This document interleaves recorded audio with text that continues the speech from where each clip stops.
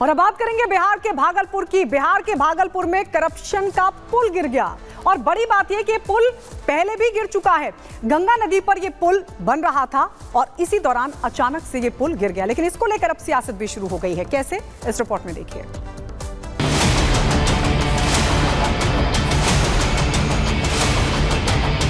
बिहार में बहार है, भ्रष्टाचार का पुल भरभराने की भरमार है। अब सवाल तो हजार हैं, क्यों पुल गिर रहे बारंबार हैं? ये बारिश का अटैक है या करप्शन की मार है?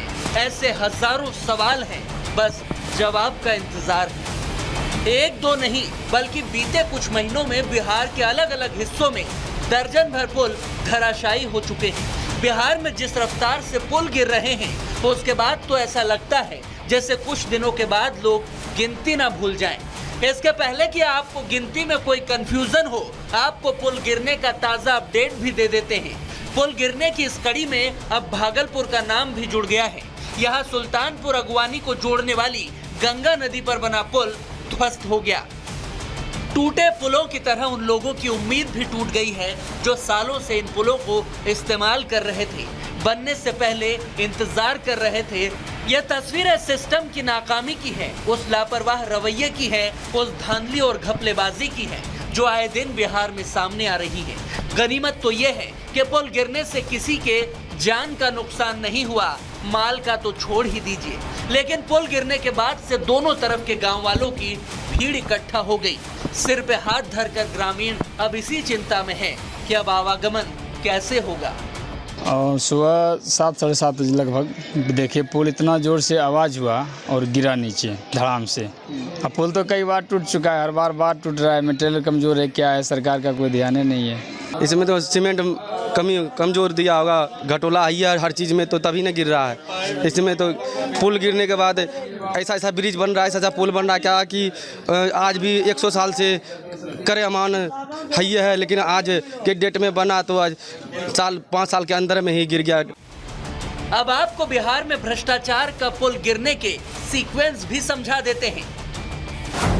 18 जून को अररिया में पुल गिर गया, 22 जून को सीवान में, 23 जून को मोतिहारी का पुल ध्वस्त हो गया, तो 27 जून को किशनगंज का, 28 जून को मधुबनी का पुल गिर गया, तो 30 जून को यही हाल किशनगंज में हुआ। 3 जुलाई को छपरा का पुल धराशायी हो गया, तो 17 अगस्त को भागलपुर के सुल्तानपुर अगवानी गंगा नदी पर बना पुल भी ऐसे ही पानी में समा गया। वैसे तो बिहार हमेशा से सुर्खियों में रहता है, लेकिन लगातार पुल गिरने की घटनाओं ने राजनीति का पारा और गर्मा दिया है। धड़ाधड़ गिर रहे पुलों पर सियासत भी बेजोड़ हो रही है।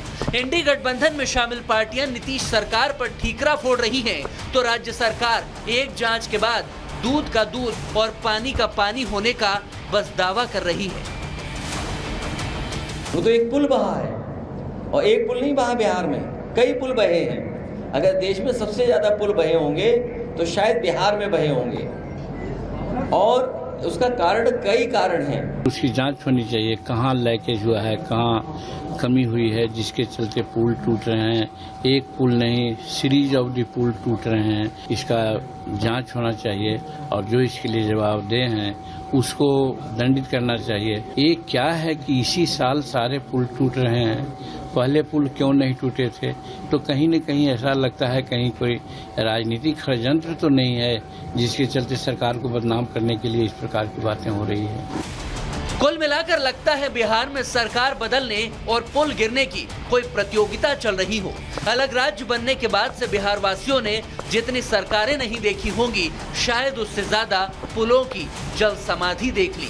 कोई पुल तैयार होकर उद्घाटन के बाद गिर जाता है, तो कोई निर्माणाधीन हालत में ही नदी में समा जाता है।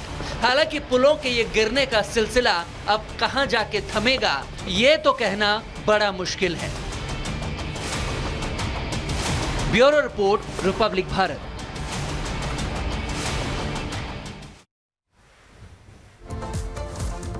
और इस बीच आपको बता दें, पाकिस्तानी मूल के कनाडाई कारोबारी तहव्वुर राणा को लगा है बड़ा झटका।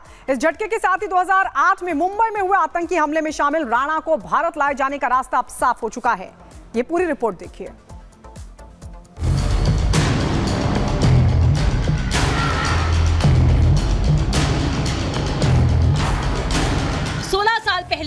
को दहलाने वाले खूंखार आतंकी की गिरेबान तक भारतीय एजेंसियों के हाथ पहुंच चुके हैं। किसी भी वक्त आतंकी तहव्वुर राणा को अमेरिका से घसीटकर भारत लाया जा सकता है,